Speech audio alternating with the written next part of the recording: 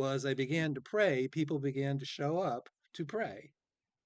And the more I went to pray, the more people showed up to pray. And I can tell you that there were many, many times where people began to bring bread and juice and wine, and they began to pray, and the communion began to happen, and people began to share. And then the next thing I know, I had this guy show up. I went to a meeting somewhere else, and this guy showed up at my house, and he said, "I really feel like you're supposed to start a church." I was like, "Well, that's not really on my agenda. I can tell you that right now." And I felt like I didn't want to be constrained by a building. And what I found was there was people that I loved like this, but God wanted me to love people like this.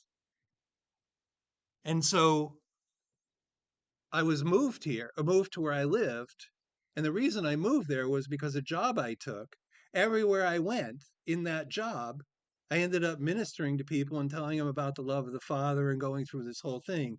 And many of the people I met with were what we would call low income people. Oftentimes they were on welfare. They didn't feel like they had a way out. But then people began to show up in the places I was, and they would tell me they had cancer, and I knew that I was going to have to break my rule, that I was going to have to pray for people in my places of business. And then those people started coming to our gathering. Those people began to come to our fellowship.